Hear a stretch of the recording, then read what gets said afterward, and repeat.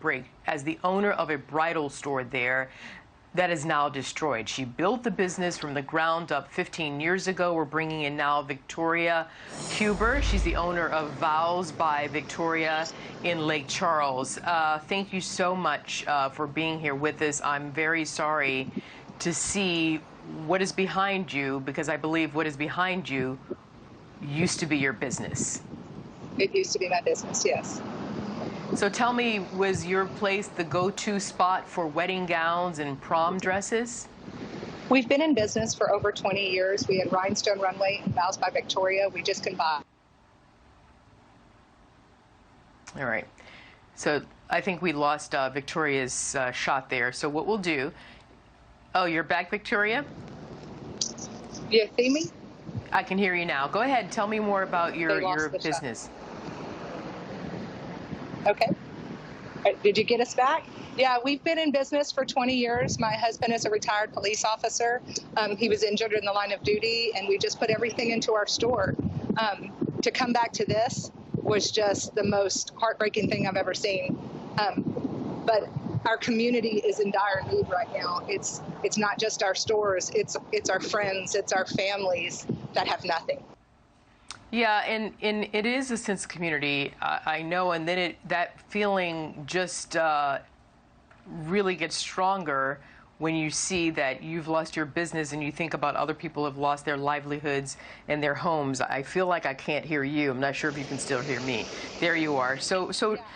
Yeah, tell me, what did you lose, Victoria, in the storm? I mean, I see the pictures of these beautiful gowns and stuff there and ruins. I mean, have you been able to go inside? I'm not sure if the building is unstable, but you know your inventory. We tried, but it's rained. We had over 7,000 dresses. It's rained every day since the storm. So that was a 2-story building. It's not just our roof gone. It's a whole floor gone. So we're missing half of the store. Our dresses aren't even here. The ones underneath from our prom shop it's like raining in us every time we walk into the building.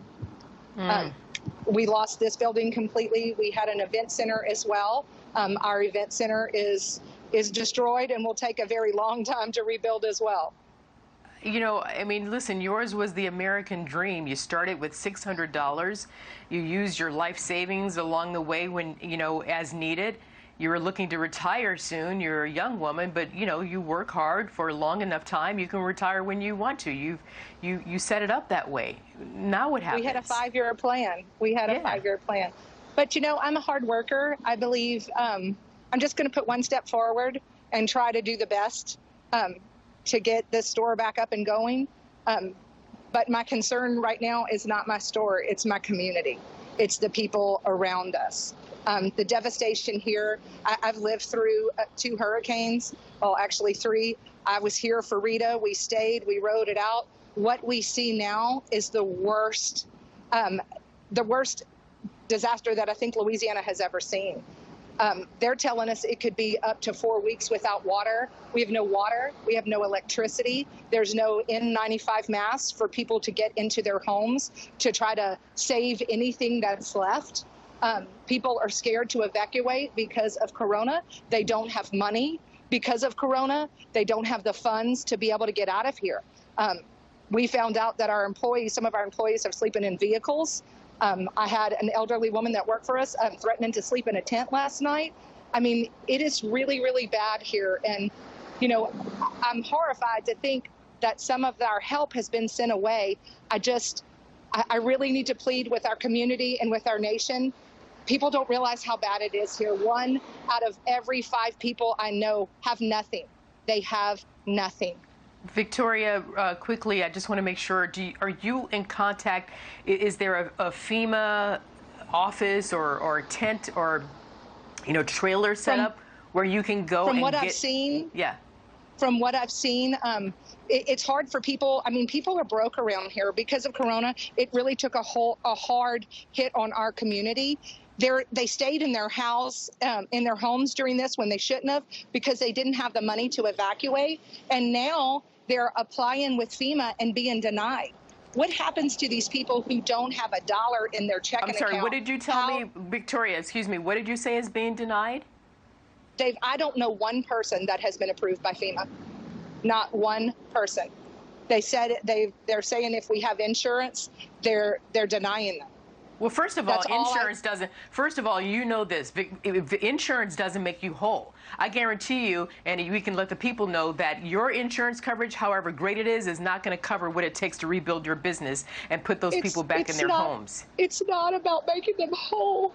There are elderly people sleeping in mold and wet conditions. They can't even get out of their homes. I have been feeding homeless people walking around without water, without food. They are setting up food tents, but the food's gone before, within the first 30 minutes that they set up. We need more help here. I mean, we've heard that they said it's not as bad as they expected. My God, I mean, I don't know a business that survived this. I'm one of hundreds. I've lived here all of my life.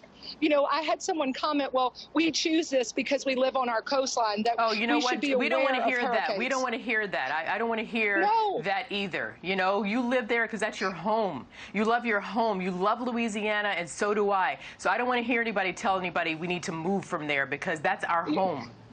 I've raised my children here. They got married here. My church is here. The churches can't even begin to help people because they're destroyed. They don't even know where to start. And it infuriates me that people were turned away. The electric companies are telling us this is the worst they've ever seen. It's not just wires down. The big transformers are in half. Victoria, let me do this. I'm tight on time, but I want to give you this opportunity. If you were able to right now, Victoria, speak to President Trump, tell him what you want him to hear, please. Are you there? I'm here. I want you to tell President Trump directly right now. I want help for my community. I want help for my community. I don't want people turned away. I want people here helping these people get out of this area. There's no hotel vouchers left. You have people, single moms, sleeping in cars with kids. Our governor made a statement that it wasn't as catastrophic as he thought. Will you tell Southwest Louisiana and the people who came home to nothing that statement? It's not just Lake Charles. It's everyone around us. This thing went up far north. There was a child killed in Leesville when a tree fell on her home. There was an elderly couple murdered in their home yesterday because of looters. I mean, this is going to get horrific. There's no water. People can't bathe. I mean, they're drinking out of swimming pools. It is horrific. It is horrific. And to not see what is going on here, I mean, my Facebook page, I cried for my business the first day. The first day. We set up a GoFundMe account to help rebuild our business. Mm-hmm. That account is going to go to help build my community. Yes. Because this is ridiculous. When elderly people cannot get out of their homes, this is ridiculous. Victoria, I feel you. I hope and pray you get the immediate help you need there. Victoria Huber, thank you very much. And I'm very sorry for everything that's happening down there. God bless you. All right. We'll be right back.